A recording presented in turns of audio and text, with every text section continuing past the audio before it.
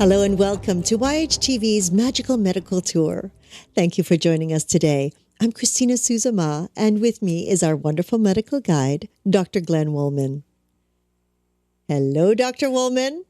Greetings to you, Christina. Beautiful day. Gorgeous. Yeah, love it. It actually rained here in California. Wow. I know. It's our rainy season. We do have seasons. Yeah, I wish it would be more of a rainy season, don't you? I think there'll be some more. Yes. Greetings, everybody. Welcome to Magical Medical Tour. I'm Dr. Glenn Woolman. I will be your host along with Christina today on Magical Medical Tour as we search another quadrant of the healthcare galaxy for optimal health. And today we're going to be in one of my favorite galaxies, nursing. Mm-hmm. Yep.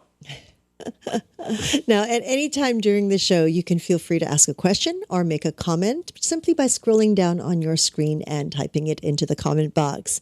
Now, just to let you know, you might be listening to this show or watching this show a month from now or a year from now. It really doesn't matter. If you submit your question, we will make sure that it is sent to our guest or any one of us over here and shall respond. And if you are listening to this through iTunes or as a podcast, simply call us at 818-LETS-TALK, 818-LETS-TALK, and be sure to leave us your contact information. Thank you, Doc. Thank you very much. Yeah, we love the questions and the replies. Keep them coming. And we always try and get back to you with those things, especially from our guests. So that's a cool thing. We like that. You know, Christina, in medical school, the first 2 years of medical school is all in the classroom, studying and everything. It's not till our third year of medical school that we actually get to go into a hospital, go to the floors, start to see patients. So that starts in our third year of medical school. And probably one of the most important things that a young medical student can learn is that nurses rule. They know everything. They can make your life happy. They can make your life miserable. Maybe I should become a nurse. Well, it takes a lot, and we're going to find out today what it takes to become a nurse, and maybe it'll inspire you. So we're going to be interviewing a colleague and friend of mine, Nicole Graves, who's a nurse who has a great story. We used to work together in the emergency department. We'll cover a couple of emergency stories, and then she has some very interesting medical issues, and we'll see where she went with those issues. So before we meet Nicole, I wanted to say that this past weekend I got together with a group of people that worked in the very first emergency department that I worked in back in 1975. There were about 26 of us, and we had a great time all getting together and talking and telling stories and everything. Made me realize even more how important nurses are in every aspect of medicine, especially when dealing with patients. The nurses, you know, I say they rule, but they're so much more than that. They're the confidant of the patient. They're the information that gets from the doctor to the patient sometimes and back from the patient to the doctor. Really important. And so I want to introduce Nicole Graves, my friend and colleague. Nicole, welcome. Hi, Glenn. How are you? I'm good. Hello, Okay. Nicole. Hi, Thank you for Christine. joining us on our show. Thank you. So, Nicole, as the medical guide, I usually try and tell our audience what we're going to do. So first, we're going to find out about the heart and soul of Nicole Graves. And I think the whole program is actually going to be about the heart and soul of Nicole and the heart and soul of nursing and what it takes. And we're going to just find out a lot of things that you've done in your life since we've been together and how life has put some obstacles in your way, how you dealt with the obstacles, and where you are today. How's that sound? Sounds good. Good. So we always start out with a simple question about what got you into being a healer. When did you know? What were the influences? Things like that. I was fascinated by biology and human anatomy and physiology as a child. And in fact, I received my first Gray's Anatomy book when I was 12. Wow. So I kind of had an inkling that that's where I was heading. But then I was going to say, as life went on, I did end up going to nursing school, and I was able to utilize the things that I had learned in my childhood about anatomy and physiology and biology. I was able to put those to use as a nurse. Why nursing? Why not something else? Because nursing is it's professional caregiving, and so it's about empathy, and I've always felt that way about when interacting with patients. I did have this deep-seated feeling for them. For each patient that I was responsible for caring for, I took immense pride when we were able to help them, save them, whichever word you wish to use, and I was always very proud to be a part of that. And I have always taken it very seriously. And it's, I think, part of my core to assist them in their journey in solving their health problems. Nice. So what is the training required to become a nurse? There are a few different tracks. They do have licensed practical or vocational nurses, and that is usually a one-year program, and they end up with it's like a technical. I don't think they end up with a degree. I'm not really sure, but it's usually a one-year technical program, and then they take boards in the state that they're going to be practicing to get their license. I'm a registered nurse, and I attended a 2-year program in San Angelo, Texas, and received my associates in applied science of nursing, and then sat and took my state nursing boards to get my license to become registered. But traditionally, now nurses will either become an LPN or they will go to a nursing program. And the new standard is normally a bachelor's degree, but there are still some associate's degree nursing programs out there too today. And there are nurses that work in neonatal units and intensive care units and emergency departments and in surgery and outpatient clinics. Is there different training to go into each of those, or is that a choice after you become a nurse? Well, you do have to be trained in each department. And when I was initially in school and right out of school, I worked in a neonatal ICU, which you take care of premature or sick newborns.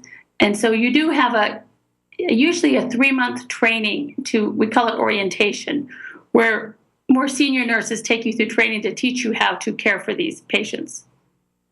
When you talk about neonatal, just to give our audience an idea, what's the size and weight of a neonatal patient?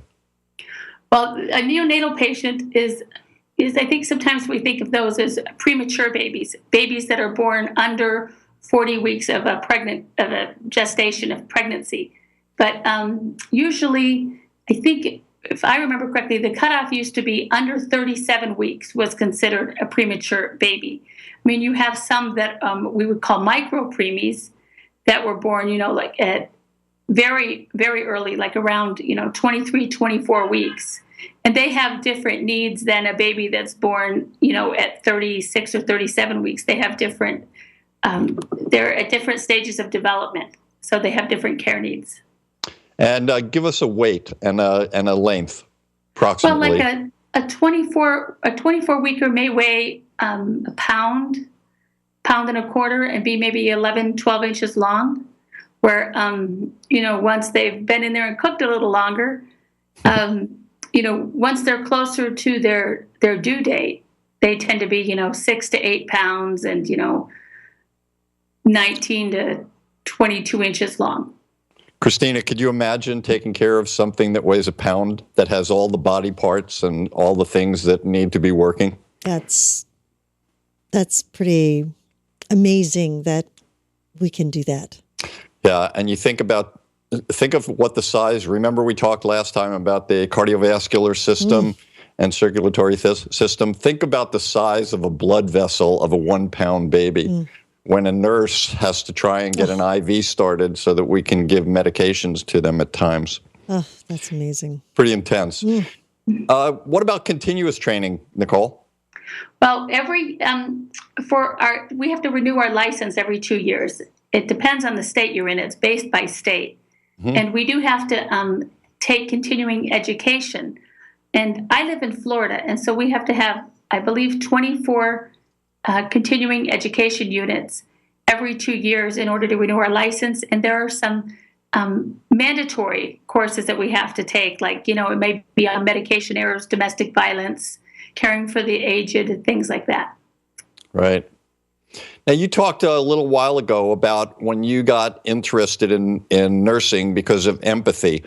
What other characteristics and traits do you think a nurse should have? If somebody is listening to this show today, they've just listened to some of the aspects of what the training is, but a lot of people can go through training, but maybe should not be a nurse. What kind of things, characteristics should a nurse have in your mind?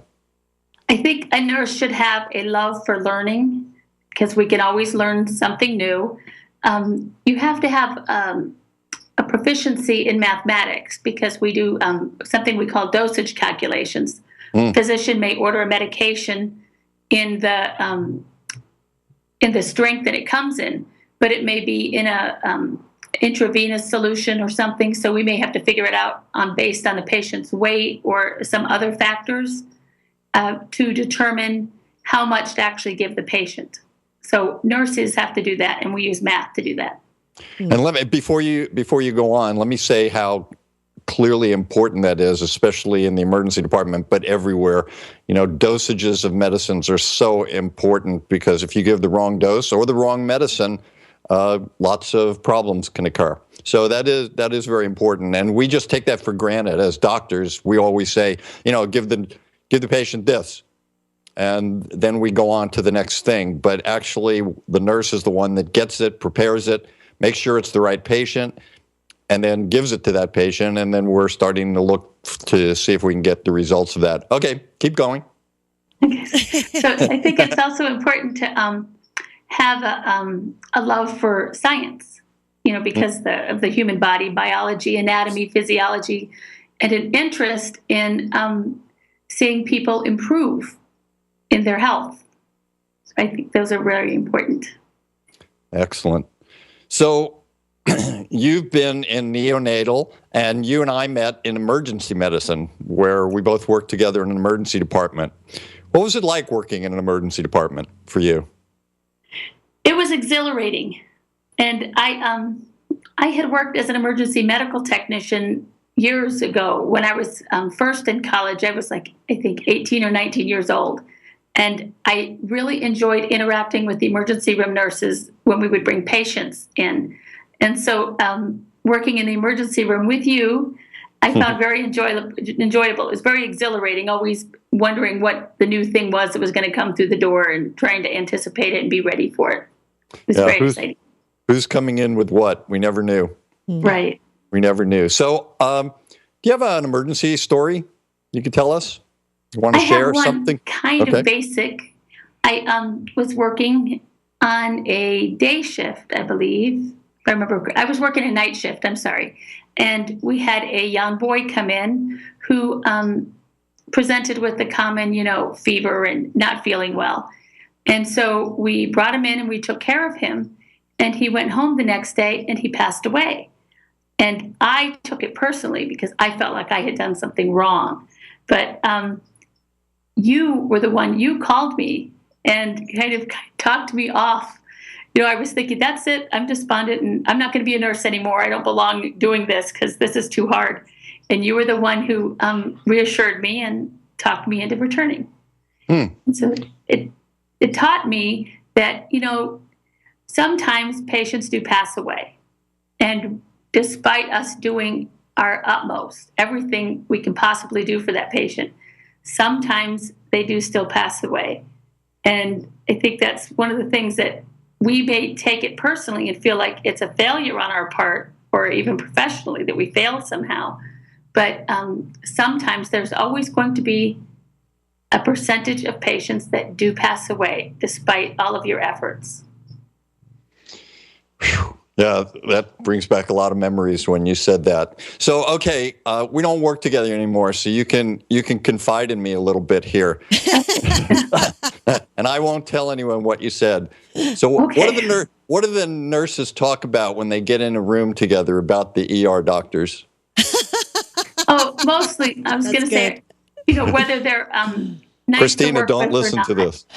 Whether they're nice to work with or not, whether they know what they're doing or not, if they're annoying.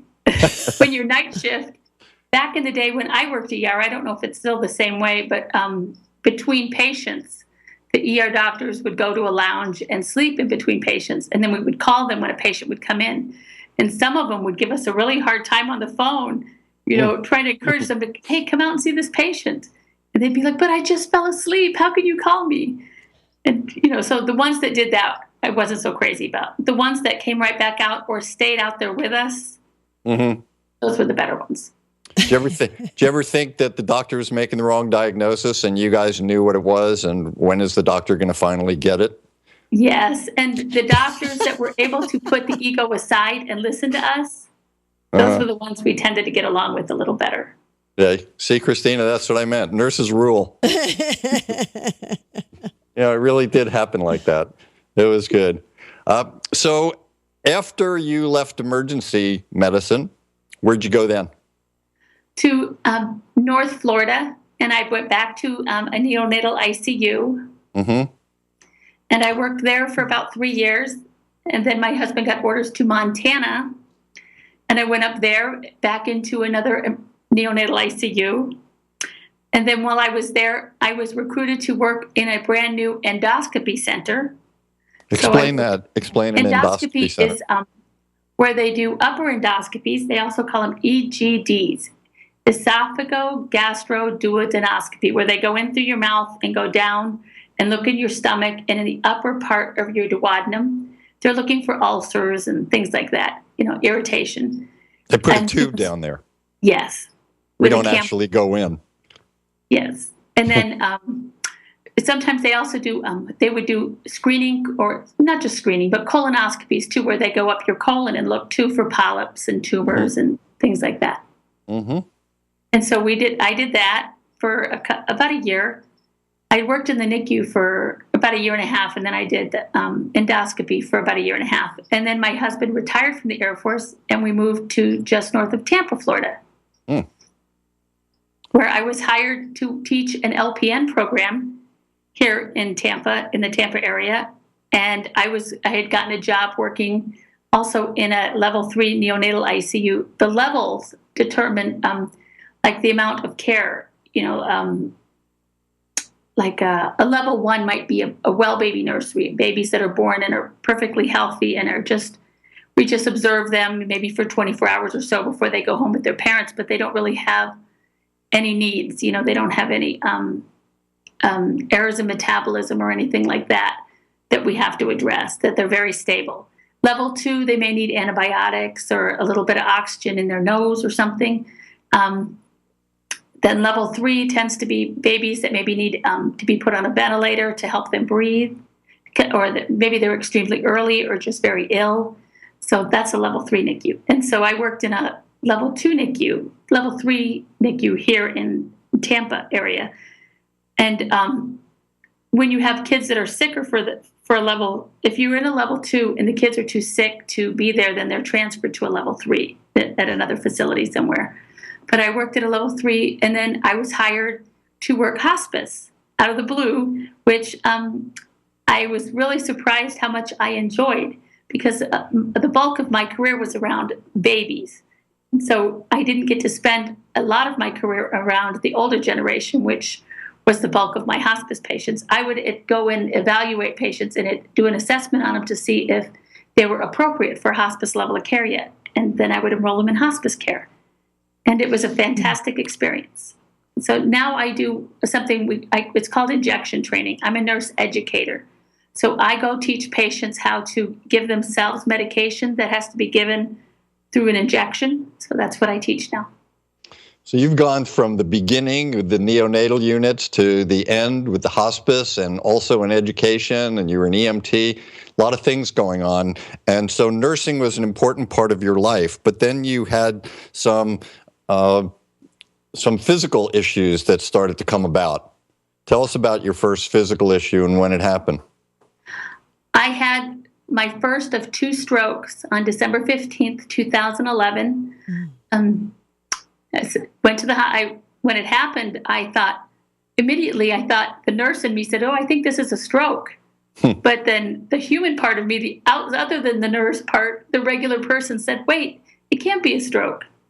And so then when my family member called the ambulance and took me to the emergency room doctor confirmed that, yes, indeed, I'd had a stroke. I had lost the whole left side of my body's function. I couldn't feel it and I couldn't move it.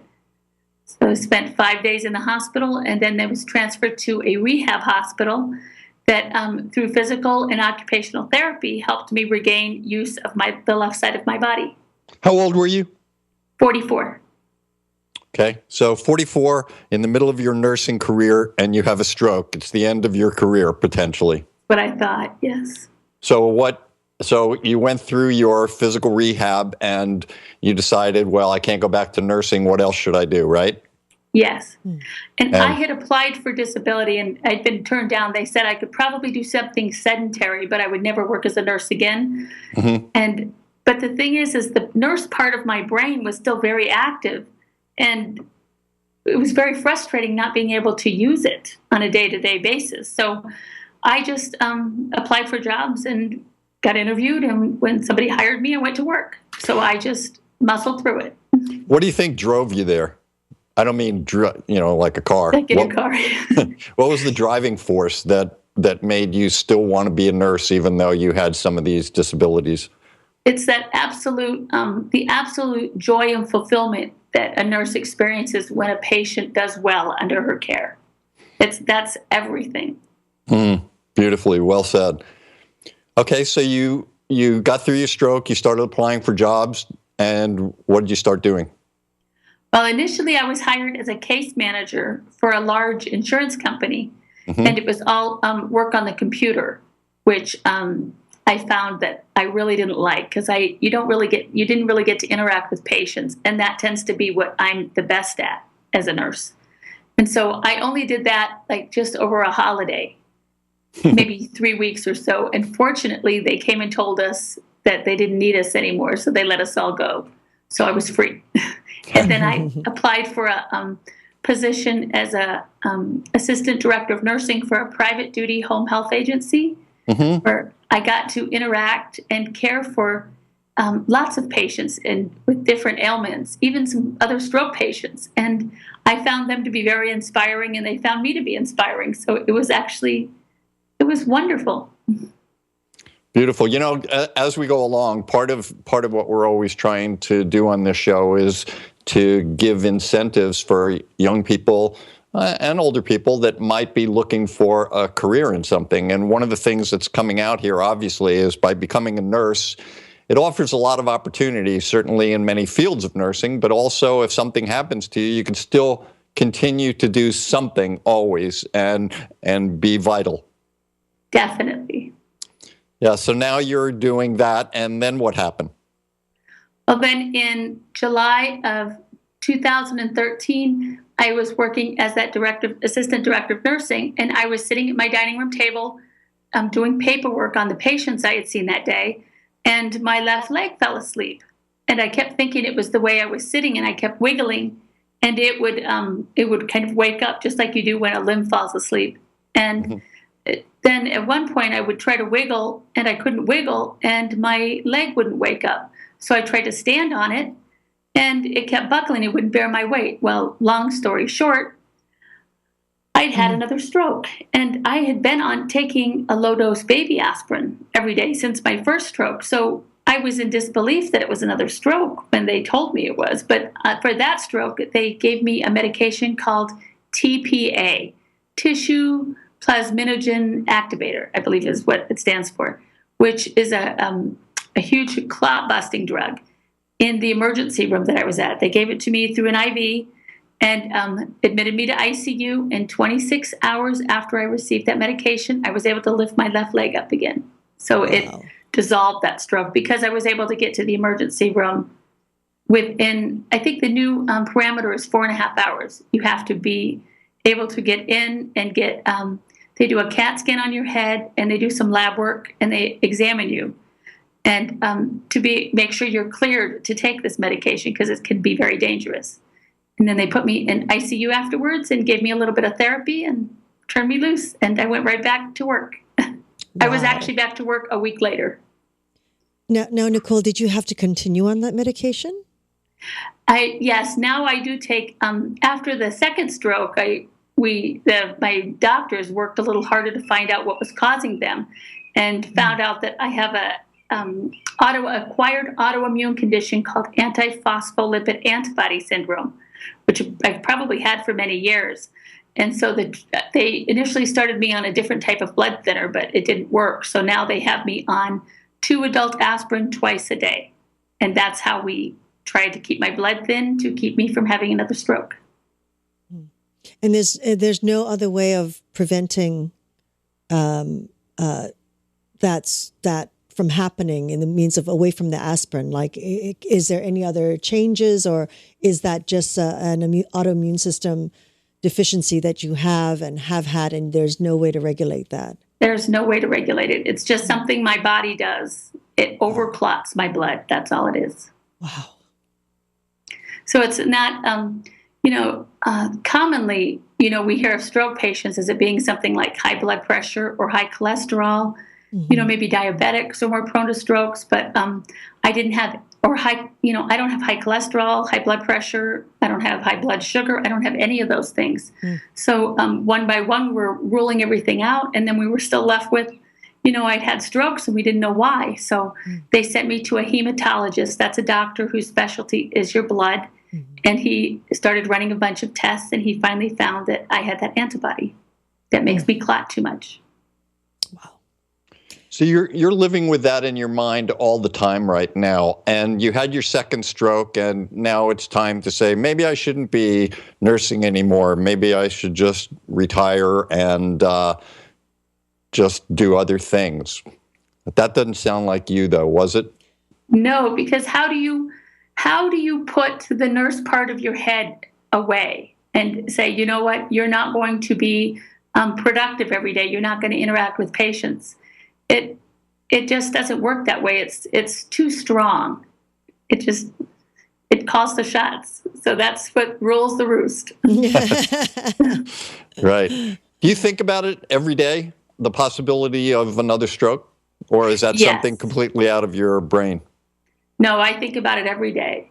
Mm-hmm. And how does that influence you in terms of work and dealing with patients? It means live life to the fullest, because you never know what's right around the corner. And even though you're otherwise healthy, there could still be something going on that you're not aware of. And so, if it takes your life, not all strokes are just disabling. Some can be fatal. And if it's something that takes your life, I mean, if you can think about it ahead of time, would you really want to not have achieved these goals you had set out for yourself and enjoyed your life while you were around to live it? So I think it's really important that you push on and push forward. Yeah, that's the heart and soul of nursing that we talk about, and nurse consciousness. What about your support system? How did you get support for this? Well, I was going to say a couple different ways. There aren't. It's not that common for somebody my age to have had a stroke. It's something you tend to associate with people who are older, and so generally the support systems out there are for people not like me.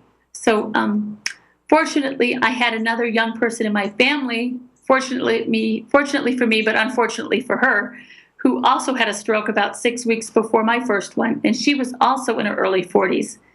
And so she and I, we commiserate, but we try to do a lot of things together that you wouldn't think a person who'd had a stroke could do. We're both very independent. We both work in healthcare, and we both were concerned about loss of independence. And we both would just, until we were able to get up off the floor ourselves, we would lay in the middle of her living room floor and wiggle and reposition until we figured out ways to get up on our own without help. That's great. Yes. So I was going to say things like that. We both relearned how to swim after our strokes, because that was one of the things that our strokes took away from us, which was surprising, because we were both really strong swimmers prior to our strokes. And then all of a sudden, after our strokes, we got in our pools, because she has a swimming pool too, and we couldn't swim, and it really threw us off. So we kept at it, and we got it back. Great. That's amazing. Now, the reason why she might have had a stroke, is it similar? No, she had colon cancer. And cancers tend to make the patients more likely to develop clots. And so that's what hers came from. She also has a hole in her heart called a patent foramen ovale, which is something that babies have before they're born. So when they're in the uterus, in the womb, that's one of the ways they receive their blood back and forth from their mother. And so when a baby is born and they enter the air environment, they start breathing and using their lungs, their fetal network closes. And that's one of the things that normally closes. But there's a pretty significant portion of the population that has a part of their fetal network that has stayed open. And for my sister-in-law, it wasn't an issue until she developed colon cancer and threw a clot, and it went through there and went to her brain. Wow. Okay, so now you've had your second stroke, and where are you working now at that time? So I had stayed a little bit working for that private duty home health agency. I stayed there for about a month after my second stroke, and then I had a big car accident, not because of the stroke. Fortunately, I was fine. And then, so I left that, and then went into the injection training position. They hired me for that, which is fabulous, because the patients they can have multiple sclerosis, which can be quite disabling. And I find them to be very inspiring, because some of them just push through it and continue on with their lives. I've trained nurses and accountants and lawyers and homemakers and people that just had babies, and they just keep going. It's fantastic. You know, it's interesting when you say that, because I'm reflecting a little bit of my own life, and this is another example of how nurses are so powerful, in the sense that you loved neonatal units, you loved the emergency department, and now you're loving teaching people about injections. Whereas when I got into an accident after being in the emergency department, I couldn't imagine working anywhere but an emergency department. That's one of the reasons I became a medical guide. I couldn't figure out anything else I would do that would give me the same joy. So I honor you for continuing that process of finding joy in every single part of nursing and healthcare. So nice work. Thank you.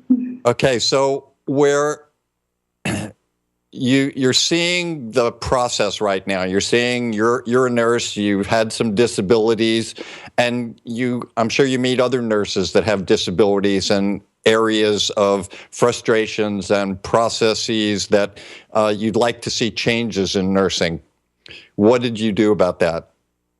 Well, I realized that I did have some former nurse coworkers who I had stayed in touch with after my strokes and everything. And so we would meet and talk, and I realized that we didn't really have anything set up, or established where we could interact and we could seek each other out for support, and even mentoring new nurses. How do you tell somebody, okay, if you have something happen and, now you're disabled or you can no longer do that, how do you change careers? How do you switch gears? And so in January of 2015, decided to start the Professional Nurses Association. I started it as a closed group on a social media website, and it has grown in 1 year to over 5,000 nurses, and it's strictly for nursing professionals. So we have nursing students, we have certified nurses aides, we have licensed practical nurses, we have registered nurses, nurse practitioners, PhDs in nursing, we have educators, we run certified registered nurse anesthetists, we have the whole gamut. And so we interact there and share ideas and discuss current events in nursing, things that are going on, trends that we're concerned about, deficiencies in our healthcare practices and systems and profession, and try to brainstorm solutions, things to fix those things. So you did this, it started a year ago in 2015, you said, right? January of Yes. 2015. This is exactly 1 year now. How did you come up with this as an idea? Well, I had looked for other, I know there are other professional nursing organizations out there, but I had been a member of them over my career, but I didn't really feel like any of them were really active in the community. And so I felt like there needed to be something where we could get out there and get to the people and help them improve their health.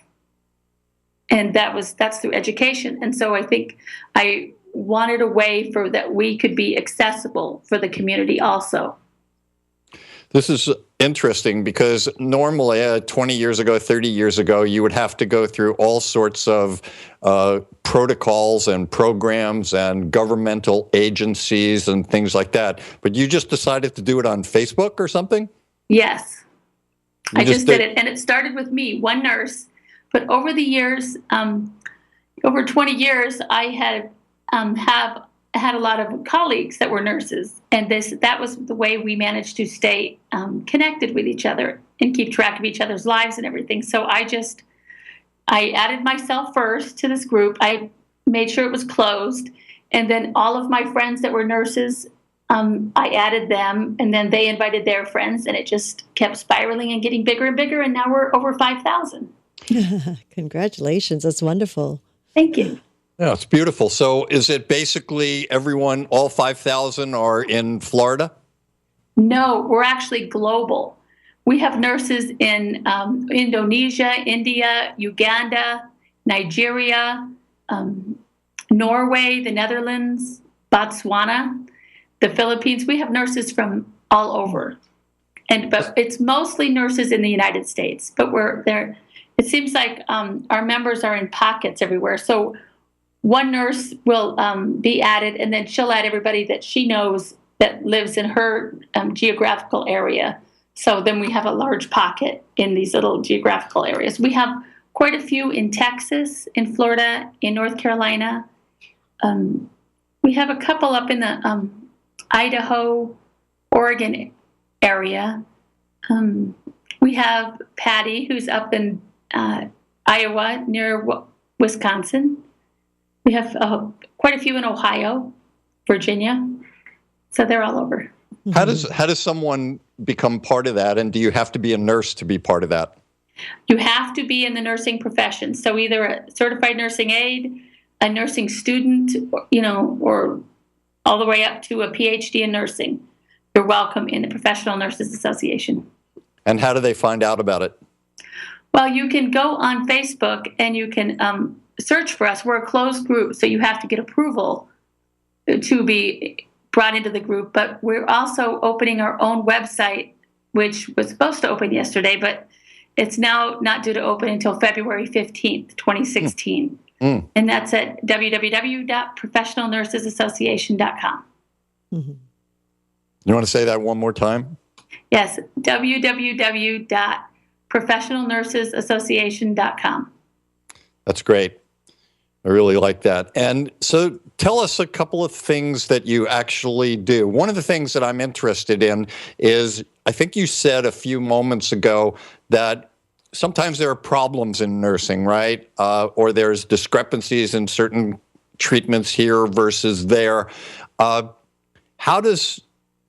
do you learn from, say, other countries that might be more advanced? You said you were in Norway and Botswana. Do you learn things from them, nursing practices that they do, that you bring back to the United States? And does it happen vice versa also?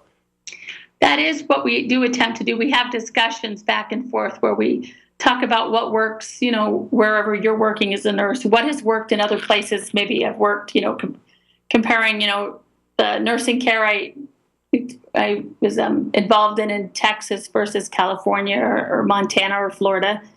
And just like people from other countries will chime in and say, oh, this is what we do here. And so our hope is that by we can maybe see what works elsewhere and maybe incorporate that into the healthcare that we provide here. Do you have an example of something? I was going to say, I'm trying to think of,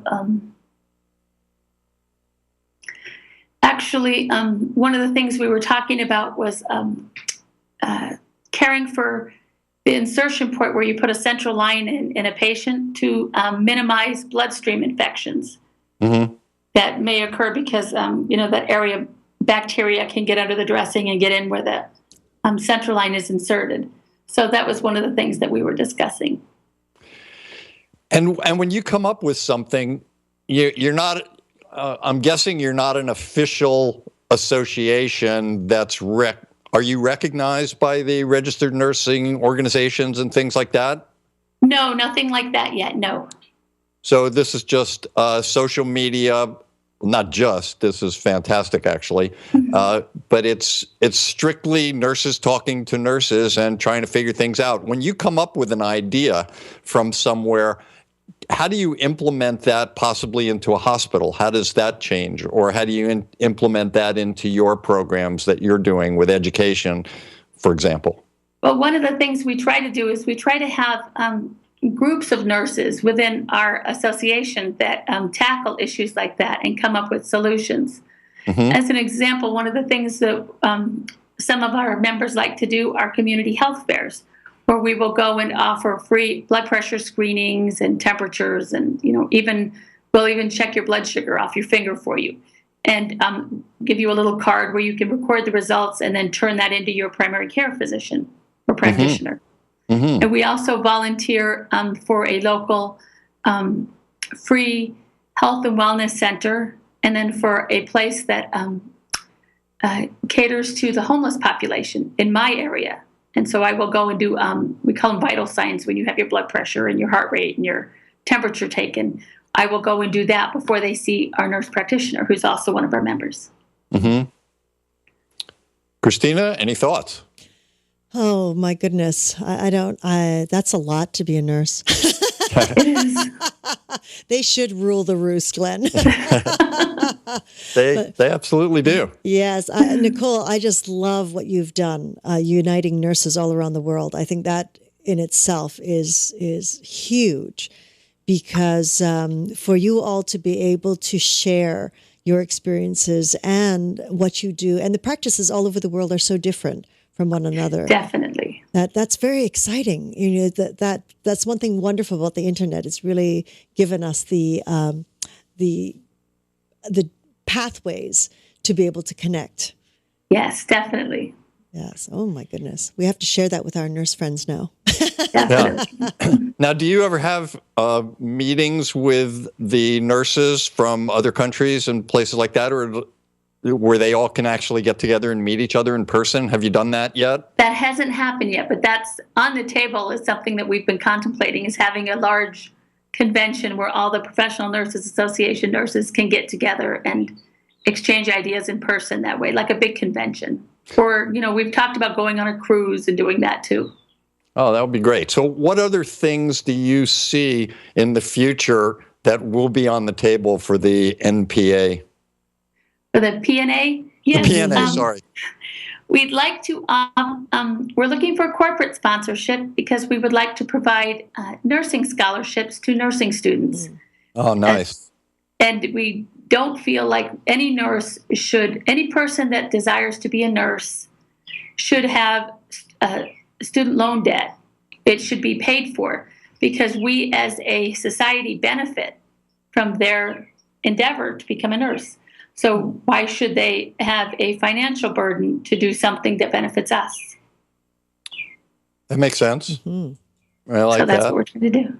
What other kind of things are you looking for in the future in terms of, are you looking to, for example, start to work with other professional nursing organizations? Definitely. We would love to do that. We would also like to get out in the community more and maybe provide more education, maybe through videos or something that they can watch. And maybe even, we also have something we're working on currently where it's advice to care for a loved one or something that we are going to try to put together in a printed format that people can purchase and use as a guide to care for their loved ones. Uh, explain that a little more. Caring for their loved ones when they're sick or dying, or just in Yes. general?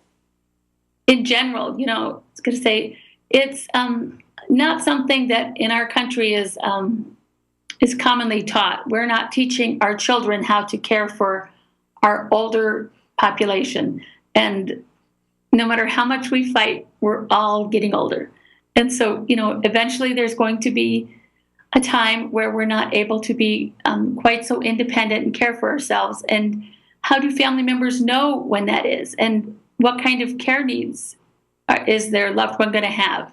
Are they going to be able to bathe themselves? Are they going to be able to feed themselves? How is all of that going to happen? And what we'd like to do is teach family members how to do that, to save them and the patient a lot of frustration. Mm. Wow, this is just really great stuff. I love the idea that you put this whole thing together. Started in your own mind after, an entire career, 2 strokes, autoimmune disease, knowing anything could happen in any moment, and now you have over 5,000 nurses around the world as part of a reach out program that are trying to make things better for us. It always comes down to us. I mean, nurses take care of us. You guys are why we do it. Yeah. And we appreciate that. What would you say is the most frustrating part of nursing for you? Or was?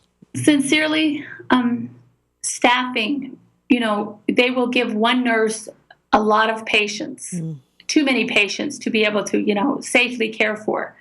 The expectations, the demands on the nurse are quite high, and they're pretty unrealistic. And it would be very nice if in our world there was awareness made of that, because I think there's this perception that when you go into a facility and you're receiving nursing care, that is your nurse. And it's not shared that that's your nurse, but that nurse happened to also have 7 other patients. And that's really too much for one nurse to be able to care for and be able to provide the kind of quality nursing care that patients expect and that they pay for. And is that something that you talk about in your program? We actually talk about it quite a bit, and I had many years ago when I lived in California, there was a nursing organization that did manage to pass through the state government mandatory nurse-patient staffing ratios, and those went into effect while I was working in the emergency room at our hospital. And okay. It really did make a difference, because, when we had a patient in the emergency room that was going to be admitted to like the medical surgical floor, if that nurse already had 6 patients, she could not take another patient. They had to get another nurse in to work to take the next patient, because no nurse down there could have more than 6 patients. And I guess a couple years after I left, one of the nurses told me that they had changed it so that in the emergency room, one nurse couldn't take care of more than 4 patients at a time. So, that's better for the patients, because then if they have a condition that they're developing symptoms with or signs, the nurse can watch them a little more closely. Mm-hmm. So if you had to do it all over again, would you be a nurse? Definitely. We're coming to the end of the show, Nicole, and I wonder first, before we get to our health tip, if in preparing for this show, there was anything you wanted to make sure that you talked about that we haven't possibly discussed today. I don't think so. I don't think so. Okay, we covered it all. So time for a health tip, and this should be interesting from someone who's had all of your experiences. Yes.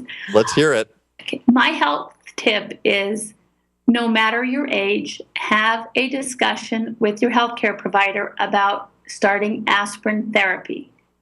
Don't just do it on your own. Have that discussion at your very next appointment. I think that's a very important thing that you bring up, because, and thank you for that, because, aspirin is part of our everyday lives. Somebody gets a headache, take an aspirin. Somebody has a fever, sometimes take an aspirin. Somebody has a pain in their back or sprained an ankle, you take an aspirin. So aspirin has become one of these things that it's just something we have in the kitchen cabinet and we don't even think about twice.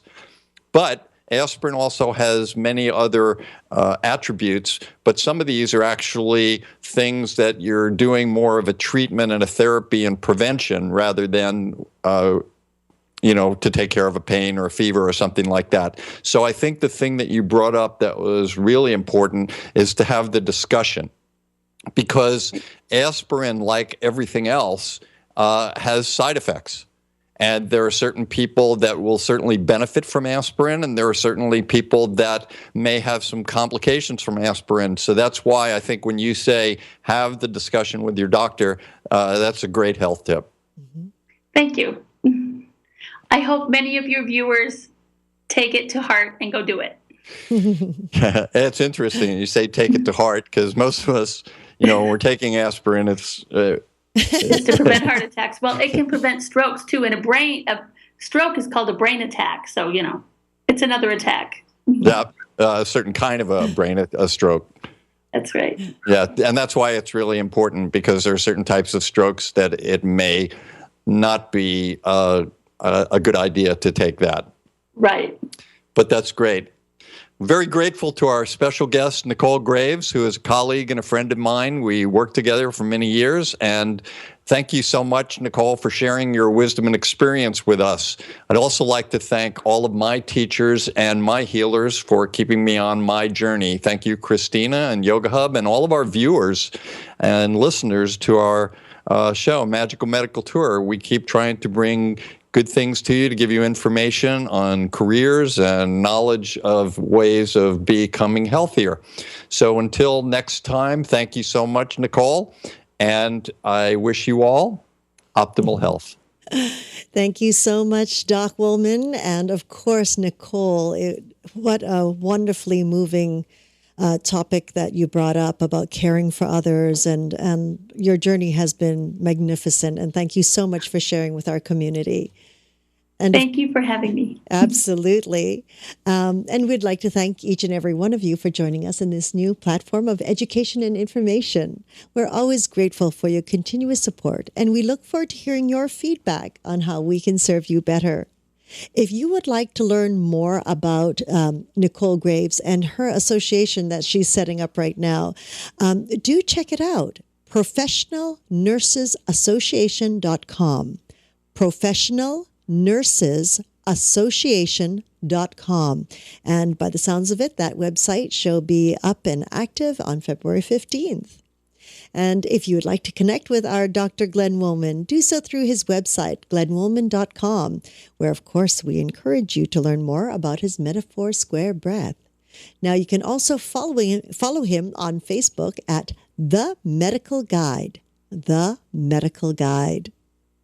Again, we are always grateful for any feedback and comments that you might have. Plug it into that comment box on the site, or just give us a call at 818-LETS-TALK. 818-LETS-TALK. Would love to hear from you. Until next time, namaste.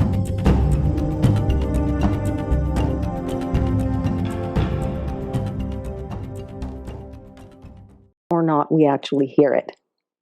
So by learning how to put ourselves in a state of quiet mind, and then opening to whatever animal it is that we're looking at or wanting to communicate with, all of that information can literally seep through that space. It can sometimes blast through that space and come to us so that we receive it in a very concrete and very clear way.